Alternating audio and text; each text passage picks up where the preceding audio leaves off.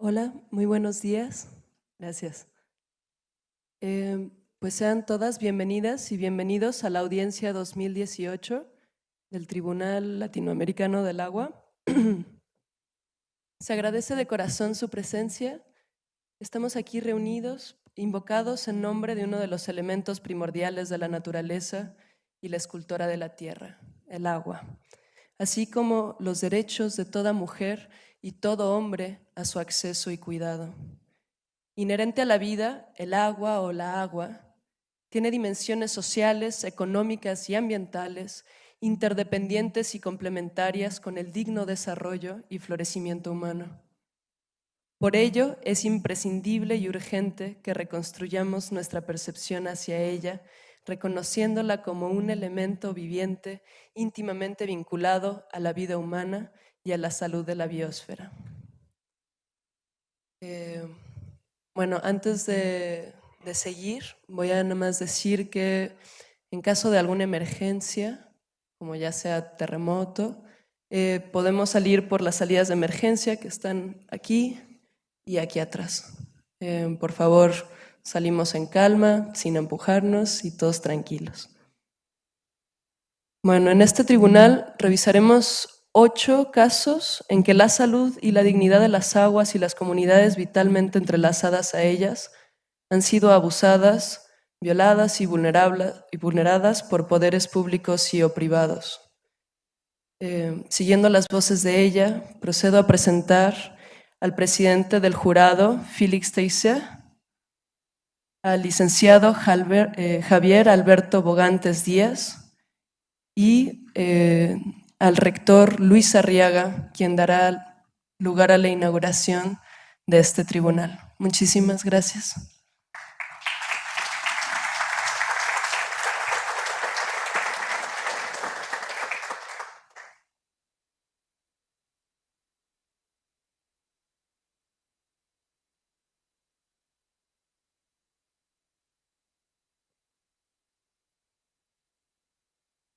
Cedemos la palabra a Philippe Teixeira primero.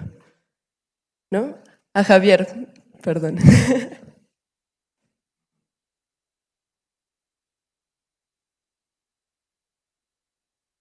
Bueno, muy buenos días.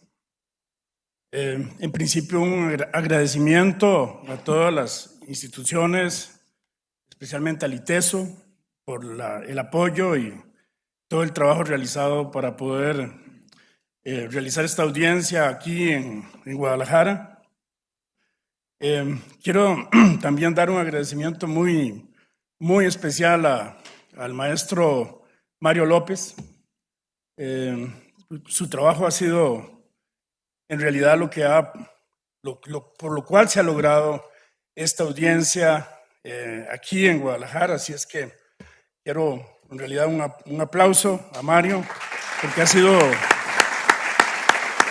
un trabajo verdaderamente valioso. Realmente en todo el trabajo que hemos realizado en América Latina, pues no habíamos contado con alguien que se haya dedicado tanto para realizar una audiencia como esta. Como ustedes saben, esta audiencia pública, agua en las tierras y territorio de los pueblos indígenas. ¿Por qué esta audiencia? La realización de esta audiencia de juzgamiento ética y científico-técnica deviene de y por varios motivos esenciales.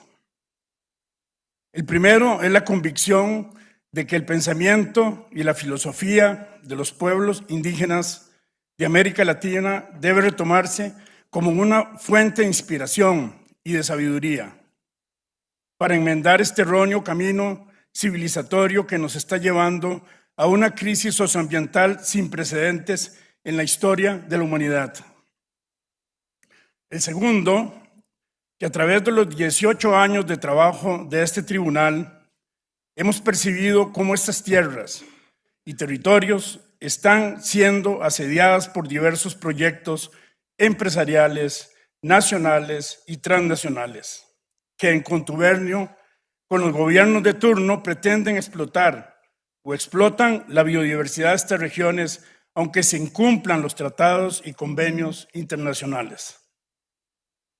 Es prioritario aclarar que el Tribunal Latinoamericano del Agua no pretende asumir tareas o luchas o trabajos respecto a las cuales saber que los pueblos indígenas de Latinoamérica han tenido siempre la fortaleza, organización, capacidad y conocimiento para continuar con éxito estas acciones reivindicatorias por sus derechos en las que llevan siglos de sacrificios y confrontaciones. Esta audiencia es un escenario de justicia para dar a conocer problemáticas que los que las padecen no han podido expresar, denunciar, sacarlas a la luz del conocimiento y de la información global, respecto a lo que sucede, a lo que sienten o en cuanto a lo que temen. El historiador Luis Alberto Reyes nos recuerda que el desconocido recopilador de la más importante obra del pensamiento indígena de la América nos decía que estaba recuperando un libro ya perdido, y que este debería conocerse como Popol Vuh, el diccionario de Motul, terminado alrededor de 1603 en Yucatán por el llamado Calepino Maya de Motul. Nos dice que pop es un verbo quiché que significa juntarse la gente, y popol, comunal. Bu o u significa libro, papel o trapo y deriva del maya un, que es papel. En estos 5 días trataremos de sacar a la luz, a la comprensión de los que vamos a participar en esta audiencia de juzgamiento, las controversias y problemáticas presentadas. Juntarnos, analizar y tratar de solucionar las situaciones controversiales respecto al agua que pueden estar afectando esencialmente a algunas de las poblaciones en América Latina.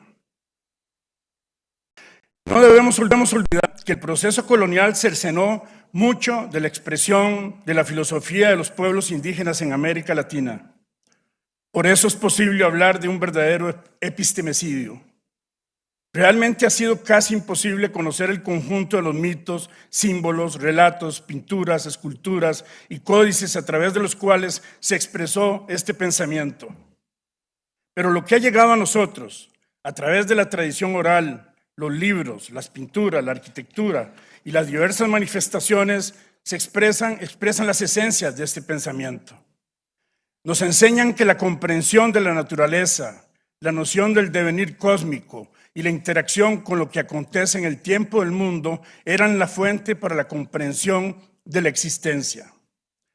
Un pensamiento sistémico que consideraba al agua como la sangre del planeta, como la unificadora de todas las potencias naturales, el vínculo esencial. Los mayas, los incas, los mapuches, entre otros, se relacionaban con sus deidades con un sentido ecocéntrico, no antropocéntrico.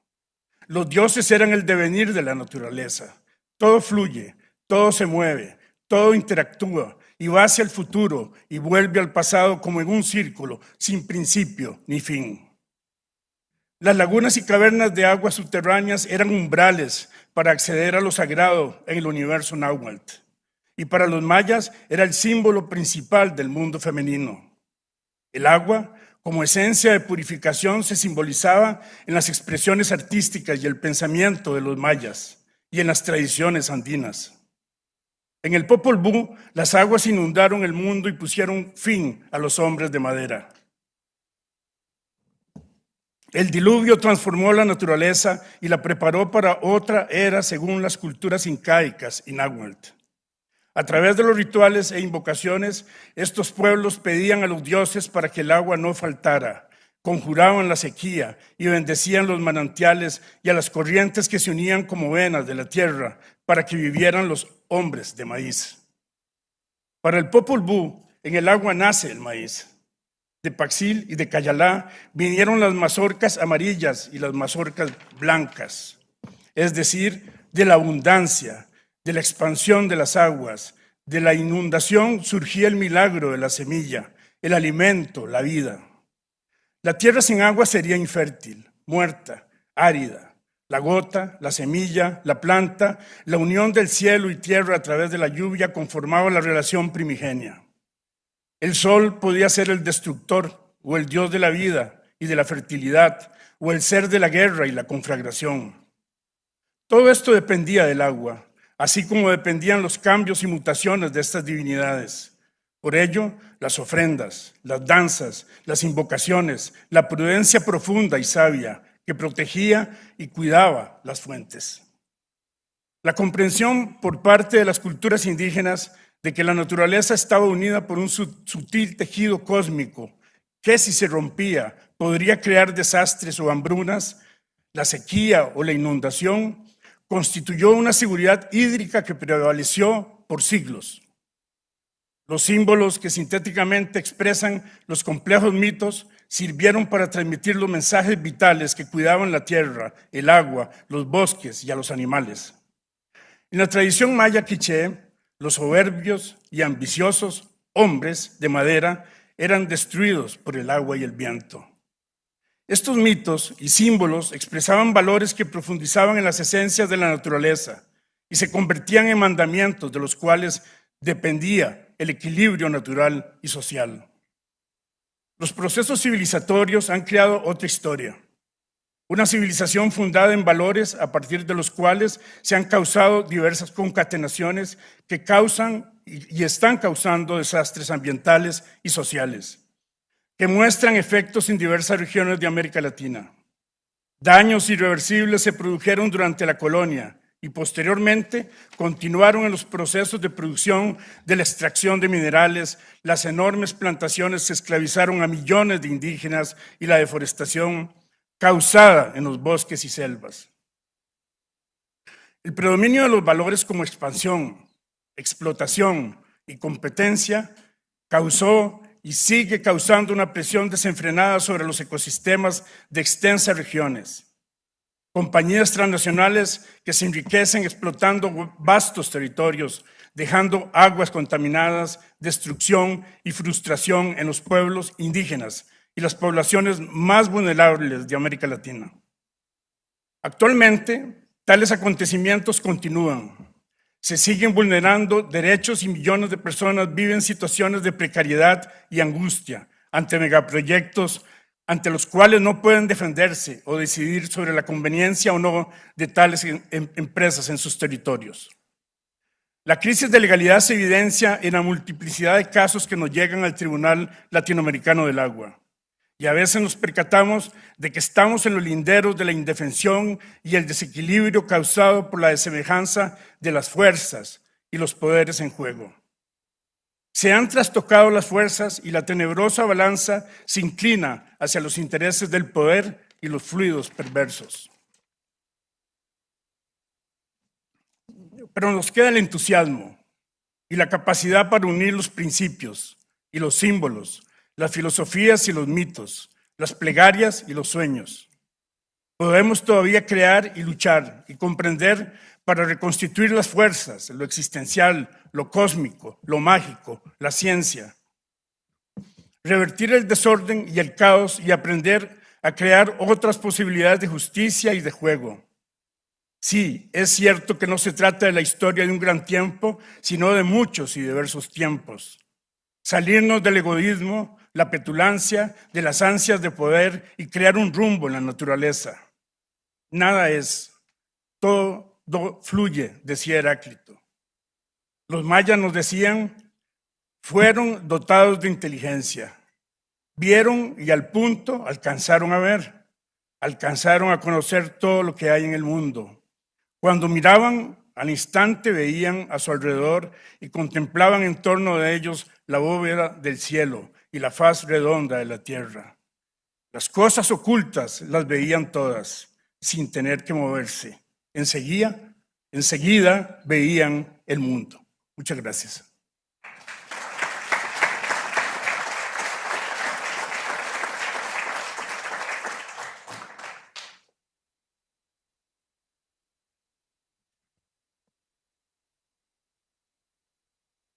Muchísimas gracias, licenciado. Ahora paso a dar la palabra al presidente del jurado, Philippe.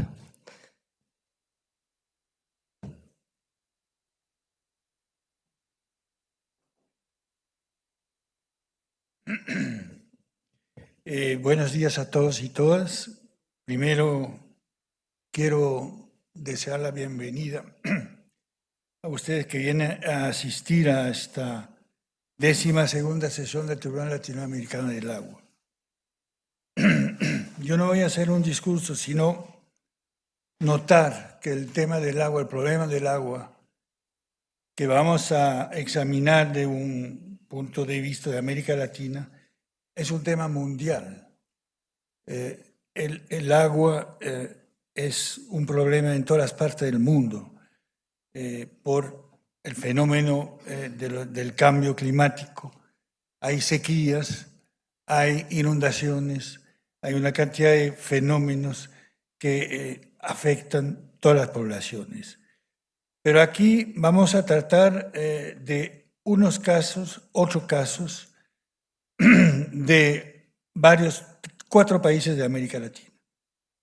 Pero quisiera decir que desde la primera sesión a la cual asistí, hace 12 años en el DF en México, en 2006, se supone que las cosas iban a mejorar. Lo que podemos constatar es que todos esos casos que hemos visto, en realidad las cosas han empeorado. Vamos a volver a examinar aquí en esta sesión casos que hemos visto una o varias veces a lo largo de esos 12 años, pensando que iba a haber mejora, y no la hubo. Solo entonces, porque no me puedo pronunciar en este momento, el tribunal se pronunciará al final de la sesión, pero simplemente decir que los 8 casos, sin entrar en detalles, que vamos a examinar. El primero concierne el lago Chapala. Yo me acuerdo cuando vinimos aquí una primera vez, vimos este lago pensando también que las cosas iban a mejorar y según las indicaciones que tenemos en la queja, no es el caso. El segundo caso es un caso guatemalteco del lago Atitlán y del uso del agua en Atitlán. El tercero concierne las granadillas, problema también en Guatemala de deforestación. El cuarto caso es un caso colombiano de Hidroituango en la zona de Antioquia, la explotación de represas que pueden causar daños inmensos a los derechos económicos, sociales y culturales de los habitantes. El quinto concierne Oaxaca, comunidades indígenas con las aguas de los valles centrales. El sexto es de los ríos Sonora y Bacanuchi en la zona de Sonora. El séptimo concierne a Atoyac, la cuenca Atoyac-Samahuapán. Y el octavo es un caso argentino de Mendoza que hemos visto varias veces y que también podemos constatar que no hay ninguna mejora. Yo quisiera terminar esta muy corta introducción diciendo que en todos esos casos las poblaciones afectadas son comunidades indígenas, pueblos indígenas. Y eso se podría decir en muchos casos que no vamos a examinar esta vez, pero la explotación minera en todos, yo digo todos los países latinoamericanos, causa daños inmensos a las poblaciones indígenas, con a veces obligaciones de desplazamiento y afectación a su cultura, a su modo de vivir y a su idiosincrasia. No me voy a tardar más, yo creo que el tribunal se pronunciará con sus decisiones que vamos a rendir el viernes entrante, después de posiblemente 4 o 5 días de trabajo muy intenso. Gracias.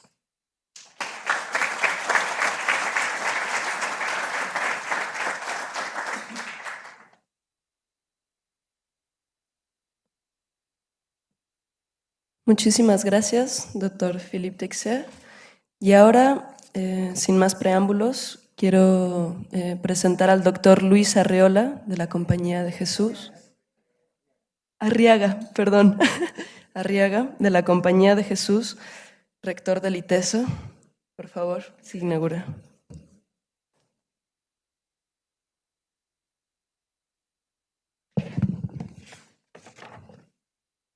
Buenos días. Buenos días a todos y a todas. Saludo a las autoridades gubernamentales, representantes del sector privado, científicos, científicas, académicos, académicas, movimientos sociales, comunidades, grupos y personas afectadas por la gestión del agua en México y en América Latina. Para el ITESO, Universidad Jesuita de Guadalajara, es motivo de alegría y esperanza abrir nuestra casa para la celebración de la 12ª audiencia pública del Tribunal Latinoamericano del Agua. El Tribunal Latinoamericano del Agua es un tribunal ético y científico técnico no vinculante que durante 18 años ha juzgado casos emblemáticos de conflictos hídricos y de violaciones al derecho humano al agua y al saneamiento en América Latina. Fue oficialmente constituido en el año 1998, sí, así es, y sesionó por primera vez en San José de Costa Rica en el año 2000.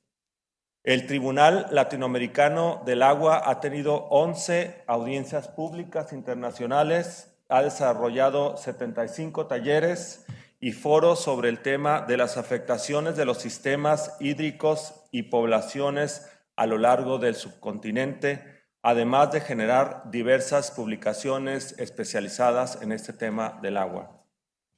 Hoy el Tribunal Latinoamericano del Agua comienza su audiencia pública internacional 2018 con la constitución de un jurado formado por personas notables y con el apoyo de un comité científico y técnico de alto nivel.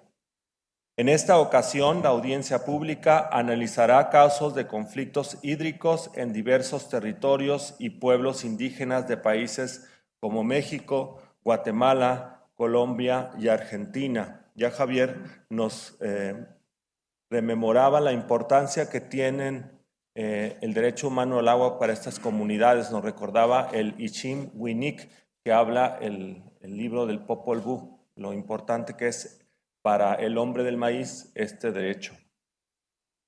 Cuando comencé a trabajar en la defensa de los derechos humanos a mediados de los años 90, recién egresado de la carrera de Derecho, el derecho al agua era un derecho emergente. Compañeros como David Velasco, aquí presente, a quien saludo, buscaban afanosamente que las organizaciones se abocaran más activamente a su defensa y promoción. Hoy el derecho al agua es una realidad normativa tanto en el ámbito internacional como en el ámbito nacional.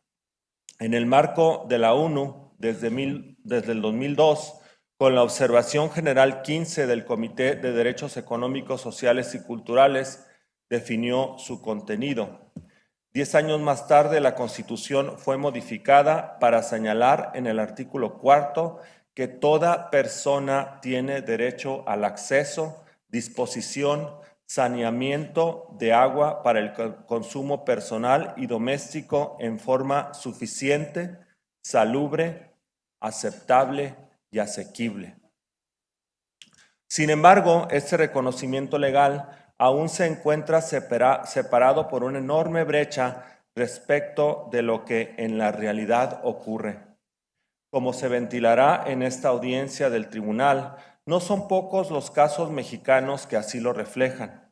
Así, en estos días se abordarán presuntas afectaciones socioambientales en los ríos Bacanuchi, en Sonora, en la cuenca Atoyac, Zahuapan y en los valles de Oaxaca. Realidades de nuestro estado de Jalisco también serán analizadas. Se abordará, por ejemplo, el caso de posible violación al derecho humano al agua y el saneamiento de la ribera de Chapala, que afecta a las comunidades indígenas de sus alrededores.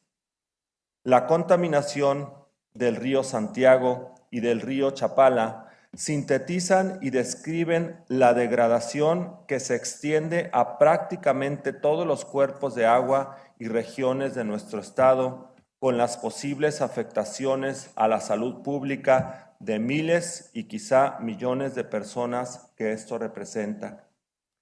Es urgente en este sentido que se realicen estudios científicos exhaustivos sobre la posible relación causal entre la contaminación de estos vasos hídricos y graves padecimientos que cunden como una pandemia velada en nuestro estado.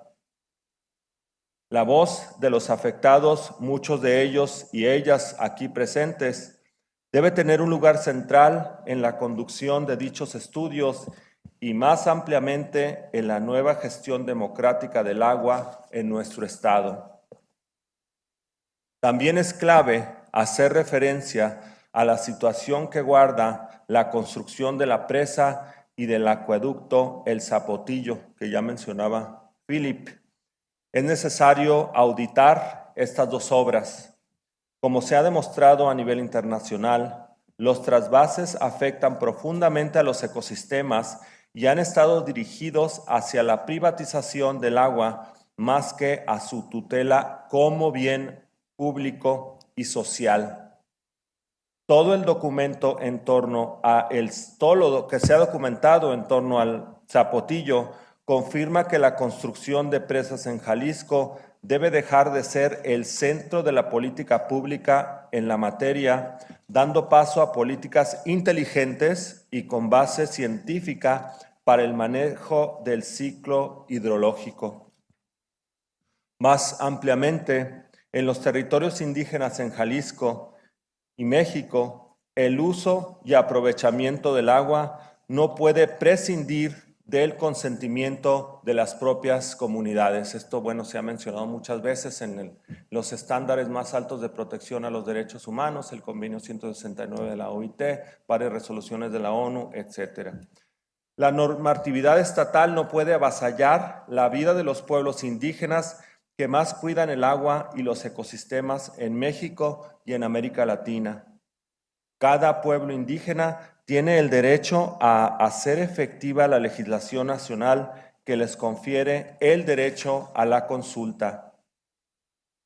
Como hemos visto en este breve recuento, para Jalisco es especialmente relevante hablar hoy del derecho al agua y por eso nos congratulamos por el comienzo de esta audiencia en esta casa que es de ustedes.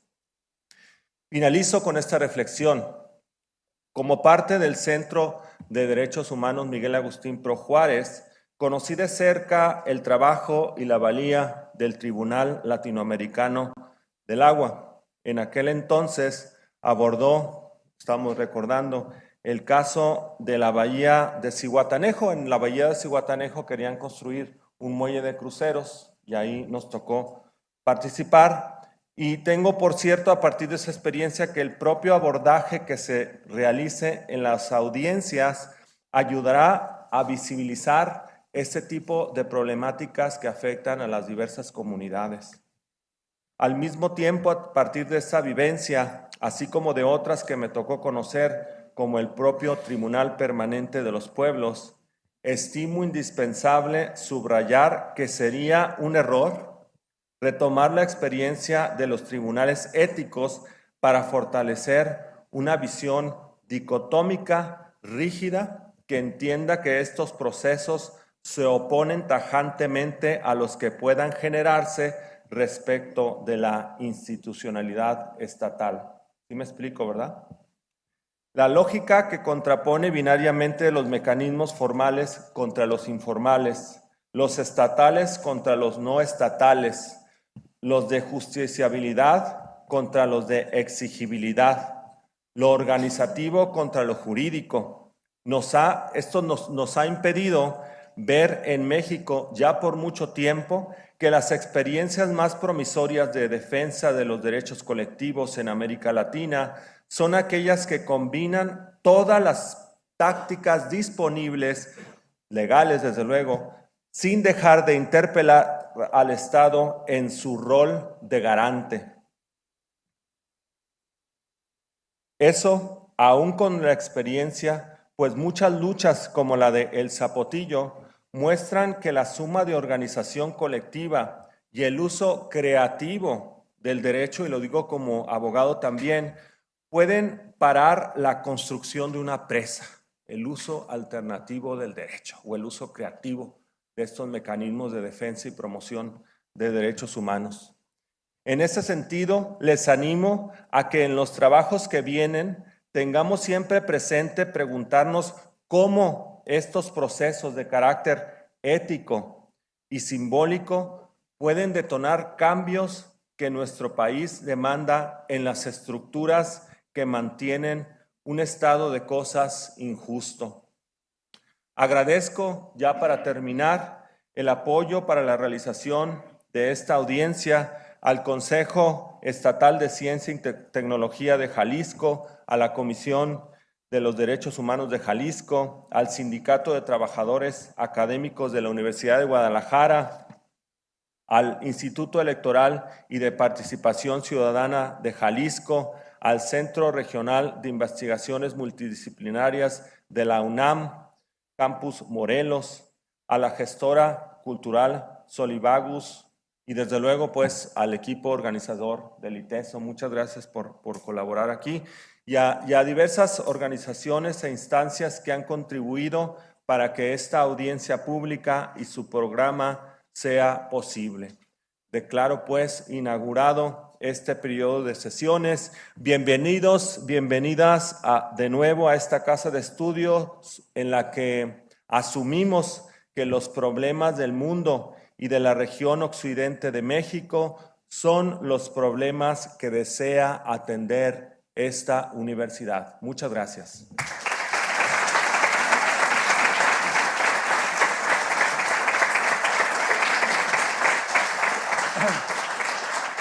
Le damos muchas gracias al señor rector, gracias al doctor Philip, gracias a Javier. Yo quiero hacer mención de nuestros invitados especiales que nos acompañan esta mañana. La secretaria de Medio Ambiente y Desarrollo Territorial, la bióloga Magdalena Ruiz Mejía. Por favor, siéntete bienvenida. Muchas gracias. El presidente de la Comisión Estatal de los Derechos Humanos de Jalisco, el doctor Alfonso Hernández Barrón. Muchas gracias, Alfonso, por estar aquí. Al consejero presidente del Instituto Estatal Electoral y de Participación Ciudadana de Jalisco, el maestro Guillermo Alcaraz Cross. Guillermo, gracias por todo el apoyo también. Al doctor Arturo Gleason, que viene en representación del señor rector de la Universidad de Guadalajara. Muchas gracias, Arturo, por estar aquí. Muy amables. Y bueno, vamos a pasar ahora a un pequeño receso de unos minutos, porque el jurado va a tomar su lugar en la mesa. Y vamos a comenzar con el primer caso sobre posibles violaciones al derecho humano y al saneamiento en la Ribera de Chapala, que presentaron algunas de las comunidades ribereñas, en la comunidad de Mezcala, en la comunidad de San Pedro Ixticán, un caso que ha sido asesorado por el ITESO. Y pues les pedimos por favor pasar al receso para que el jurado tome su lugar. Y muchas gracias. Bienvenidos y bienvenidas. Gracias.